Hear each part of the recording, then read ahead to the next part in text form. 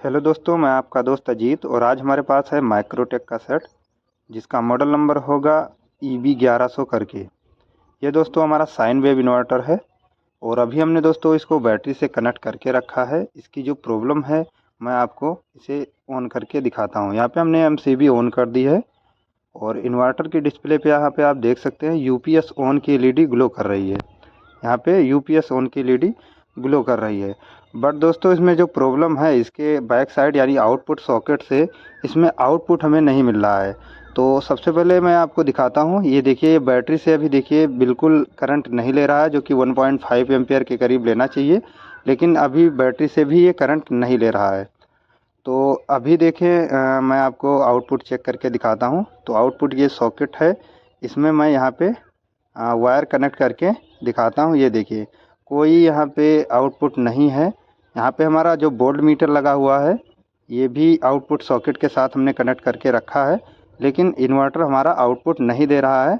और जैसा कि आप इन्वर्टर की डिस्प्ले पे देख सकते हैं, इन्वर्टर ऑन है। अब दोस्तों हम क्या करेंगे, अभी मल्टीमीटर को हम कर लेंगे AC मोड पे।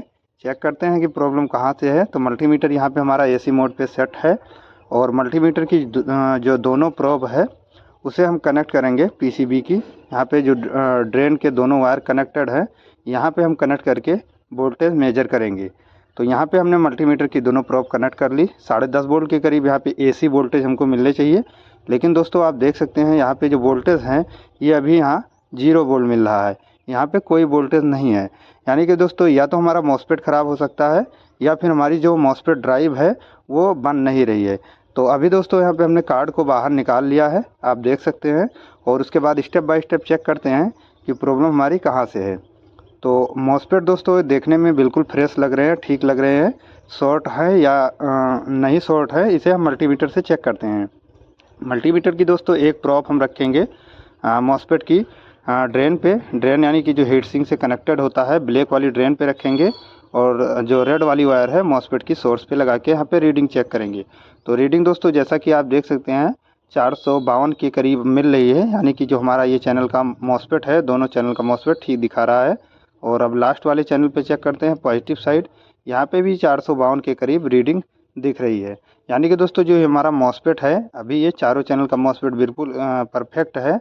अब दोस्तों इसमें जो 83202 SMD ड्राइवर IC लगी हुई है उसकी पिनों पे हम वोल्टेज चेक करेंगे। देखते हैं ये IC ख़राब है या ठीक है। तो इसकी जो पिन है, पिन नंबर 1 पे हम वोल्टेज चेक करेंगे। तो यहाँ पे आप देख सकते हैं 3.03 वोल्ट के आसपास हमें वोल्टेज मिल रहा है। ऐसे ऐसे करके pin number 1, pin number 9, pin number 13, पे 14, 15, 16 इस तरीके से हम सारी पिनों पे वोल्टेज चेक करेंगे।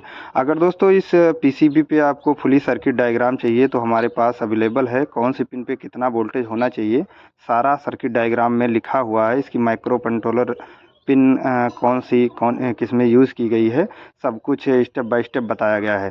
तो अगर आपको ये सर्किट डायग्राम चाहिए तो आप हमारी वेबसाइट powertak.in से ख़रीद सकते हैं। उसका जो लिंक है आपको डिस्क्रिप्शन बॉक्स में मिल जाएगा। या फिर दोस्तों अगर आपको इन्वर्टर के स्पेयर पार्ट की ज़रूरत है वो भी हमारी साइट पे अवेलेबल है। 83202 चाहे आपका ड्राइवर IC हो गया, चाहे आपका मॉसफेट हो गया, यानी कि दोस्तों PCB जो आप ये देख रहे हैं लगभग हमारी वेबसाइट पे सारे कंपोनेंट अवेलेबल हैं।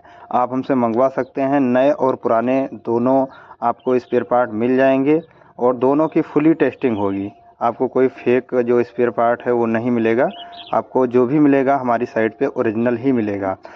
तो यहाँ पे दोस्तों हमने ड्राइवर IC पे वोल्टेज चेक कर लिया, वोल्टेज बिल्कुल ओके है, फिर भी हमारी ड्राइव नहीं बन रही है। अब हमें दोस्तों यहाँ पे एक रेजिस्टेंस लगी हुई है जो कि 4.7 ओम्स की है, हमें इसे चेक करना है। अगर दोस्तों ये रेजिस्टेंस भी ख़राब रहेगी तब भी हमारी जो ड्राइव है वो हमें नहीं मिलेगी। तो उसके लिए दोस्तों हम मल्टीमीटर को अभी सेट कर लेते हैं रेजिस्टेंस मोड पे। और अब हम चेक करते हैं जो हमारी जो रेजिस्टेंस है 4.7 ओम यानी 1 वाट में रेजिस्टेंस है, इसे चेक करते हैं। देखते हैं इस पे जो रीडिंग है वो हमें कितनी मिल रही है। तो यहाँ पे पूरी रीडिंग आनी चाहिए 4.7 ओम की, लेकिन अभी यहाँ पे आप देख सकते हैं मैंने दोनों वायर मल्टीमीटर का कनेक्ट कर लिया है रेजिस्टेंस पे और यहाँ पे जो रीडिंग है वो नहीं मिली हमें। यानी कि दोस्तों यहाँ पे जो हमारा रेजिस्टेंस है ये हमें ख़राब दिख रहा है। तो अभी हम क्या करेंगे, इसे ओपन कर लेते हैं, रेजिस्टेंस को बाहर निकाल लेते हैं। तो यहाँ पे हमने रेजिस्टेंस को बाहर निकाल लिया है। इसके ऊपर जो कोडिंग है आप देख सकते हैं 470 के करीब लिखा हुआ है इस पर। और अब हम एक बार मल्टीमीटर से फिर से इसे बाहर करके चेक करते हैं।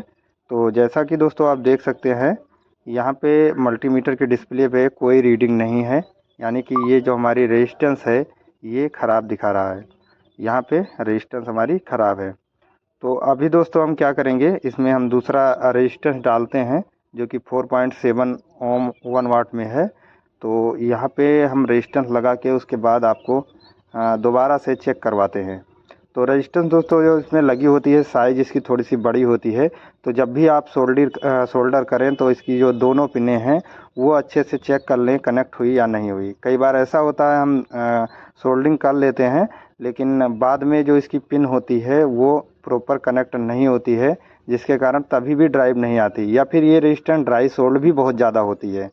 क्योंकि इसकी जो पिनें हैं इसमें जो लगाई गई है इस सर्किट में बड़ी रेजिस्टेंस लगाई गई है। इसका साइज़ थोड़ा सा छोटा होना चाहिए लेकिन जो रेजिस्टेंस है वो बड़ी लगाई गई है।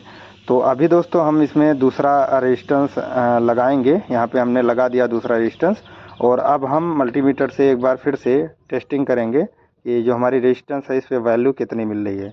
तो मल्टीमीटर की जो दोनों प्रोप है वो हमने कनेक्ट कर ली है। यहाँ पे आप देख सकते हैं 4.7 ओम, यानी कि यहाँ पे जो हमारी रेजिस्टेंस की पूरी वैल्यू है वो हमें मिल गई है। अब दोस्तों हम मल्टीमीटर से चेक करके मॉसफेट पे ड्राइव चेक करेंगे। उससे पहले हम हीट सिंक पे देखते हैं कि जो हमारे एसी वोल्टेज नहीं बनने थे क्या वो वोल्टेज हमारे बनने लगे या नहीं। तो यहाँ पे हमने 12 वोल्ट पीसीबी में कनेक्ट कर दी है और इसकी जो हीट सिंक पे वोल्टेज है यहाँ पे आप देख सकते हैं बन गए हैं। एसी वोल्टेज 10.85 वोल्ट के आसपास यहाँ पे एसी वोल्टेज हमें मिलने लगे, जो कि पहले 0 वोल्ट था, यहाँ पे कोई वोल्टेज नहीं था। अब हमारा ये पीसीबी बिल्कुल ओके दिखा रहा है। फिर भी एक बार हम मल्टीमीटर से आपको मॉसफेट की जो ड्राइव है वो चेक करके हम आपको दिखा दे रहे हैं। तो अभी मल्टीमीटर को डीसी पे कर लेते हैं क्योंकि जो हीट सिंक पे वोल्टेज बन रही थी वो एसी वोल्टेज थी। अभी मल्टीमीटर को डीसी पे करके यहाँ पे आपको वोल्टेज चेक करवा देते हैं। यहाँ पे आप देख सकते हैं वोल्टेज बन गई यहाँ पे 4.53 वोल्ट के करीब। दोनों चैनलों पे हम चारों पे चेक करेंगे तो यहाँ पे देखिए 7.03 के आसपास, यहाँ पे भी 7.03 के आसपास। पॉजिटिव पे वोल्टेज यहाँ पे ज़्यादा है और नेगेटिव पे थोड़ा कम बनेगा। तो अब ये दोस्तों जो सेट है आप देख सकते हैं ओके हो चुका है। यहाँ पे हमारे एसी वोल्टेज भी बन गए, मॉसफेट ड्राइव भी यहाँ पे हमारा प्रॉपर आ चुका है। अभी हमने जो हमारा बोर्ड है पीसीबी है उसे हमने इन्वर्टर के अंदर फिक्स कर लिया है और अब हम इसे बैटरी से कनेक्ट करके आपको इसकी जो आउटपुट है वो हम चेक करवा देते हैं। तो यहाँ पे एमसीबी में भी हमने कनेक्ट कर लिया है, सॉरी पॉजिटिव और नेगेटिव वायर हमने कनेक्ट कर लिया है। पहले जो यहाँ पे बैटरी से करंट 0 वोल्ट था, नहीं ले रहा था, आप यहाँ पे देख सकते हैं 2.6 एम्पियर के आसपास। और आउटपुट भी यहाँ पे हमारी आ चुकी है, जो कि वोल्ट मीटर में पहले हमारे आउटपुट नहीं दिखा रहा था। अब यहाँ पे आउटपुट भी आ चुकी है। लोड अभी हमने 200 वाट का कनेक्ट कर लिया है।